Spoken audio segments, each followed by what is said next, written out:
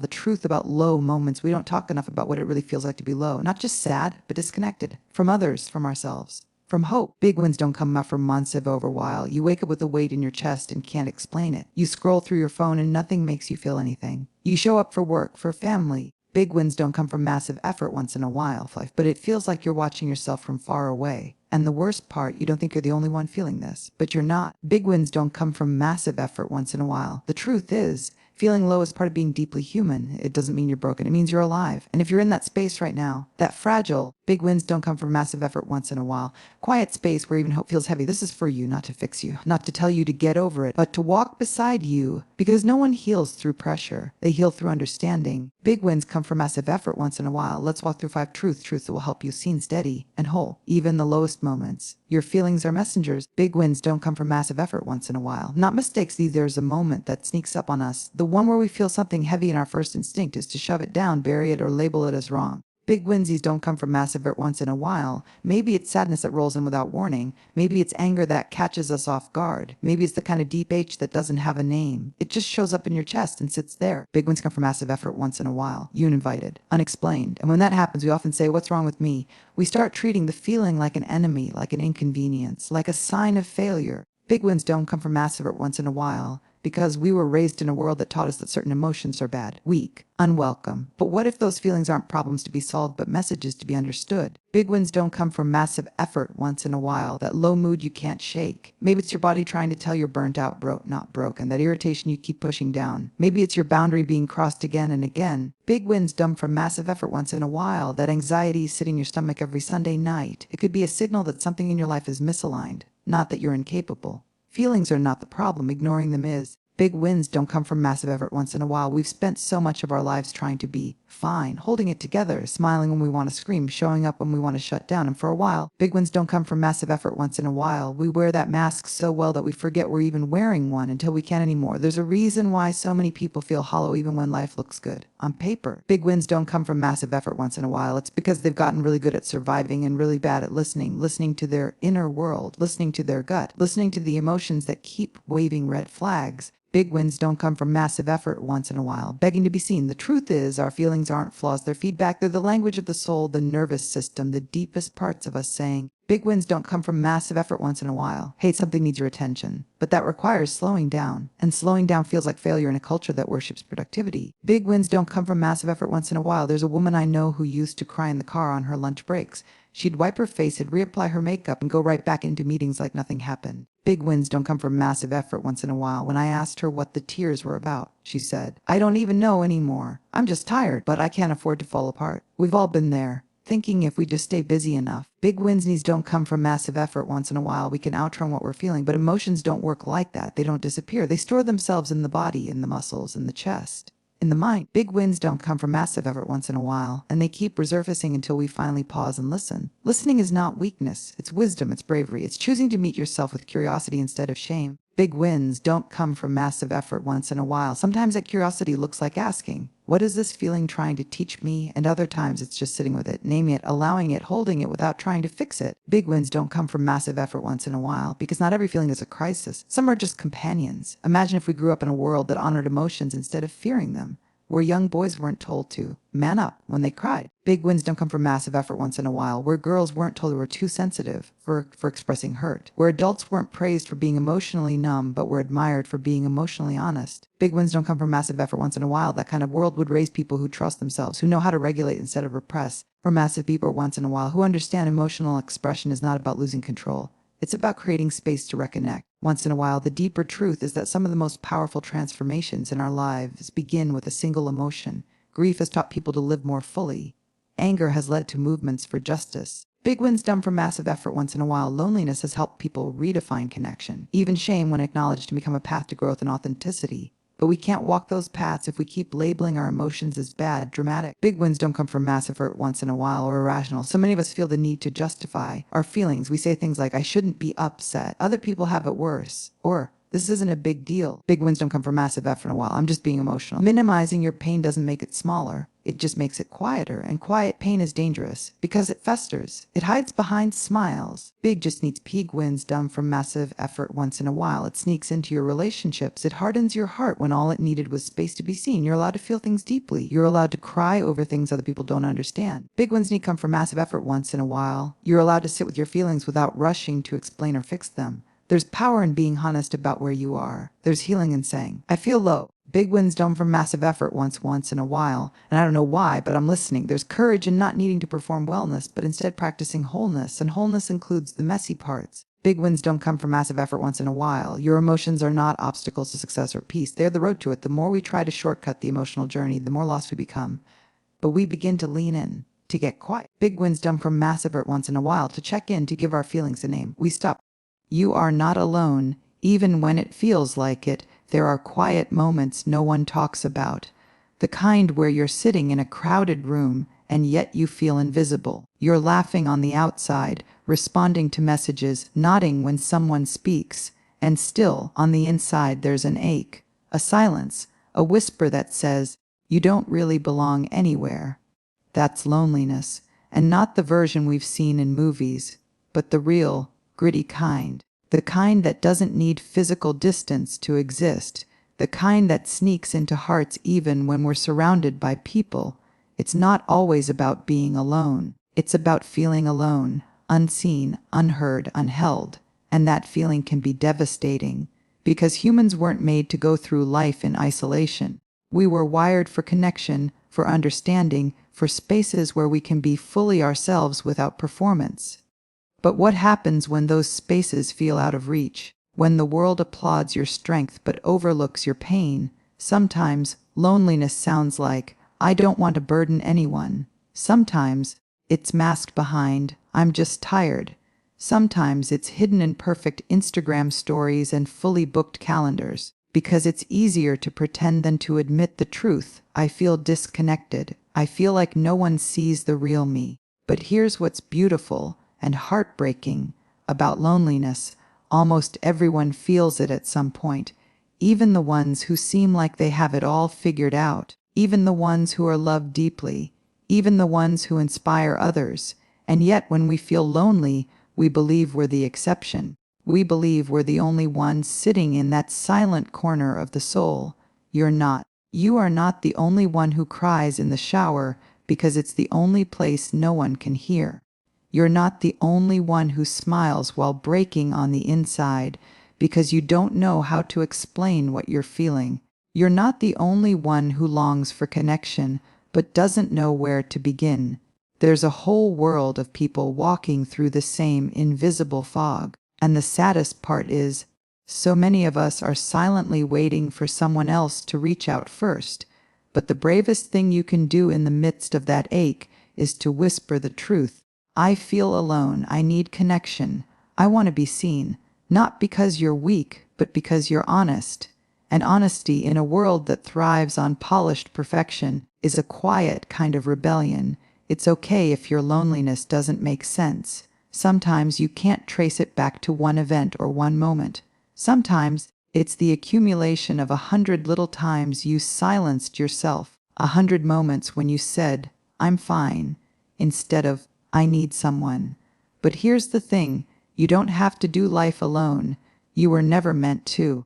Even if you're the strong one, the one people lean on, the one who always has the right words, even you get to need. Even you deserve spaces where you're not performing strength but experiencing safety. Connection doesn't always come in grand gestures. Sometimes it's in the friend who texts without needing a reason. Sometimes it's in the stranger who makes eye contact and smiles like they see something soft in you. Sometimes it's in a conversation where you finally drop the mask and say, actually, I've been struggling. There is healing in being witnessed, not fixed. Not judged, not rescued, just witnessed. To have someone say, I may not have the answers, but I'm here. And that's what we forget, that showing up for someone doesn't require fixing them. It just requires presence. And if you feel like you don't have that right now, don't give up. Your people exist. the ones who won't flinch when you're falling apart, the ones who will sit beside you in your silence and won't try to fill it with noise, the ones who will hold your truth with tender hands and say, "You don't have to carry that alone anymore." But they can't find you if you keep hiding the parts of you that need love the most. Sometimes we have to be the first to speak, to risk the vulnerability of saying, "I'm not okay," to invite someone into the raw, real places of our life, not to fix them, but to be with us in them. And other times, it's about reconnecting with the deepest part of ourselves, because sometimes the loneliness we feel is also a disconnection from our own truth. We've spent so long being who the world wanted us to be, we forgot who we really are. So sit with yourself, listen to the ache, ask yourself, what do I need? What am I not giving myself? Sometimes the answer is presence, not from others, but from you. Gentle attention, compassion, the reminder that you are allowed to take up space even when you feel empty inside. This moment, this low, it's not your definition. It's an invitation to soften, to reach out, to return to the sacred truth you are human, you are wired to connect, and you don't have to do this alone. Even now, as you read these words, you're not alone. Someone else, somewhere in the world, is sitting with the same ache in their chest. Maybe they're also searching for meaning, for peace, for someone to say, "You're not the only one." So here it is, you're not the only one. You are not too much. You are not invisible. You are not forgotten. You are not meant to carry this pain in silence. Reach out, say the hard thing, be honest, and let people meet you where you are, not where you pretend to be. Because connection is possible, healing is possible, and even in this very moment, you are being held in ways you may not yet understand. You are not alone, even when it feels like it. Rest is not laziness, it's repair. There's a lie we're taught from a young age, so subtle and consistent that we mistake it for truth, that rest must be earned, that stillness is a weakness, that taking time to slow down means you're falling behind. It's a message woven into our culture, our classrooms, our workspaces, even our homes. Keep going. Push harder. Don't stop. Busy means important. Exhausted means productive. Burnout means you're doing something right. But beneath all the to-do lists, achievements, and schedules that overflow with responsibilities, there's a quieter truth whispering to us, you are a human being, not a machine. You are allowed to pause, and your need for rest is not laziness, it's repair. We often feel guilt the moment we sit down. A voice inside says, "You should be doing more." It tells us rest is only justified after we've bled ourselves dry. But what if that voice is lying? What if our need to rest isn't something to battle, but something to bless? Rest is not a sign of weakness. Rest is what your body asks for when it's been strong for too long. It's what your nervous system craves after days of pretending you're okay. It's what your soul needs after giving, and giving, without asking anything in return. And when you ignore that need long enough, your body will find ways to force it. Fatigue that won't go away, anxiety that creeps in, a short temper, forgetfulness, disconnection. These are not flaws. They are signals. Signals that something inside is asking to be tended to, that your inner world needs more than just endurance. It needs care. There's a story I remember about a young woman in her late 20s who worked tirelessly to build her career. She told herself she would rest when she reached her next goal, when she got the promotion, when she proved she was enough. By the time she did, her body had collapsed under the weight of chronic exhaustion. She told me through tears, "I don't even know who I am when I'm not working." And that's the danger of equating rest with laziness. We lose sight of who we are when we're not producing. We confuse worth with output. We treat stillness like it's something shameful instead of sacred. But true rest is not indulgence, it's nourishment. It's where we remember ourselves. It's where healing happens, quietly, deeply, far below the surface. It's in the moments when you finally let yourself exhale. When you close the laptop, not because the work is done, but because your body says it's time. When you lie in bed without guilt, not performing productivity but surrendering to peace. When you say no, not out of selfishness, but out of deep self-respect, rest is radical. Because in a world that's constantly asking for more, choosing to pause is an act of courage. Imagine if we treated rest the way we treat ambition, as essential. Imagine if we applauded people for taking naps, saying no to overcommitment, or choosing stillness over speed. Imagine if we stopped glorifying burnout and started celebrating balance. Rest doesn't always look like sleep. Sometimes it's silence. Sometimes it's walking in nature with no destination. Sometimes it's unplugging from screens and reconnecting with breath. Sometimes it's letting yourself cry, or laugh, or be. It's letting go of the constant need to earn your existence. It's being gentle with yourself on the days when the world feels too loud. It's giving yourself the grace to step away without explanation. And the truth is, real rest doesn't make you weaker. It makes you wiser. It brings clarity. It rebuilds what the world has worn down. Your creativity, your compassion, your energy, all of it comes from being rooted in a well-rested soul. When we are tired to the bone, we forget how to dream. We forget how to love without resentment. We forget how to listen, how to slow down enough to notice beauty. And yet, we keep going, because stopping feels like failure. But what if success wasn't measured by output alone? What if success also meant waking up with peace in your chest? What if it meant living from a place of fullness, not constant depletion? The moments when we rest are not wasted time. They are sacred spaces of returning. They are how we remember we are more than what we do. They are where we learn to hold ourselves kindly. You don't have to crash to deserve rest. You don't have to be on the edge of burnout to take a breath. You don't need to justify your exhaustion to allow yourself to heal. Your body knows when it's time to slow down. Your heart knows when it's time to soften. Your spirit knows when it's time to be still. Listen, honor that knowing, protect it fiercely. And when the world tries to convince you that your rest makes you lazy, smile and return to yourself. Because you are not. Your worth was never measured by your productivity.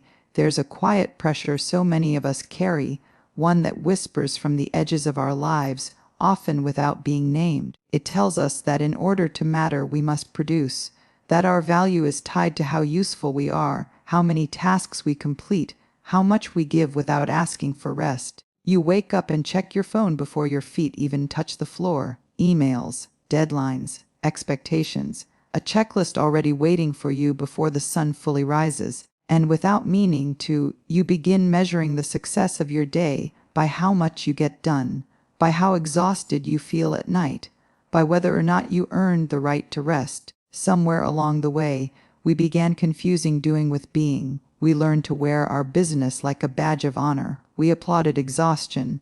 We romanticized the grind. We stopped asking, "How am I feeling?" and started asking, "What did I accomplish today?"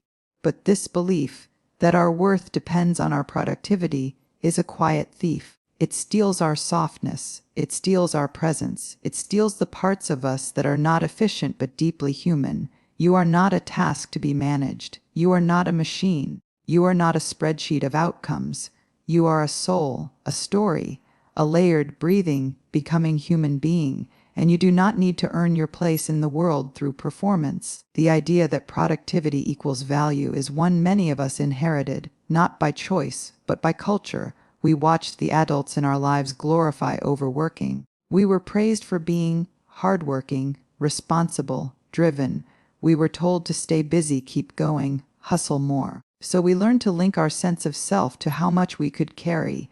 We learned that slowing down felt dangerous, that rest felt unproductive, that asking for help was weakness.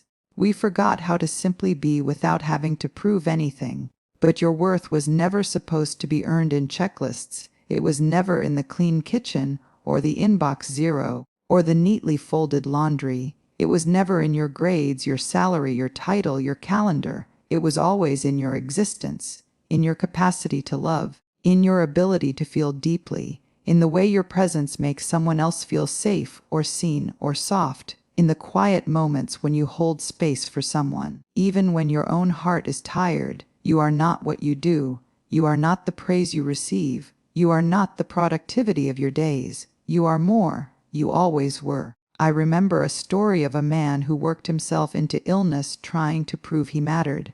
He believed that if he just earned more, achieved more, people would finally see him, respect him, maybe even love him. But when his health gave out and he was forced to rest, he felt invisible. And yet, in that stillness, something surprising happened. His child crawled into his lap, not because he'd won awards, but simply because he was there. His wife kissed his forehead, not because of what he earned, but because of who he was when the noise stopped. That's when he began to realize the people who truly love you don't love your productivity, they love your presence. It's the quiet evenings, the warm hugs, the laughter around a messy dinner table, the text that says, "I'm thinking of you," the pause to breathe in sunlight, the space between achievements. That is where life lives. It's easy to forget that when the world rewards us for staying busy. It's easy to forget that when we tie our identity to our output. But identity built on productivity will always feel unstable, because there will be days you can't perform, days when your body says no, days when your heart feels heavy, days when the world feels too loud and all you can do is get out of bed and breathe. And even on those days, especially on those days, you are still enough, because your value has never been up for negotiation. You were worthy when you were resting. You were worthy when you were grieving. You were worthy when you were starting over. You were worthy when all you did was survive. There is sacredness in your stillness. There is worth in your breath. There is love in simply being you, without achievement, without performance, without needing to prove a thing. And when you begin to believe that, everything shifts. You start measuring your day not by tasks completed, but by moments felt. You begin to celebrate softness, not just strength. You begin to say no, not from guilt, but from alignment. You begin to unlearn the belief that you must earn love through performance. And maybe for the first time in a long time, you feel free. You begin to enjoy moments without narrating them in your mind as productive. You begin to rest without apologizing. You begin to take up space just by being. You begin to remember, I am still worthy. Right now, just like this. So take the pressure off, put the checklist down, look around, feel the sun on your skin, listen to your own heartbeat. You are not behind, you are not lazy, you are not defined by the weight of your to-do list. You are enough, you are loved, you are already everything you need to be, not because of what you do, but simply because you are.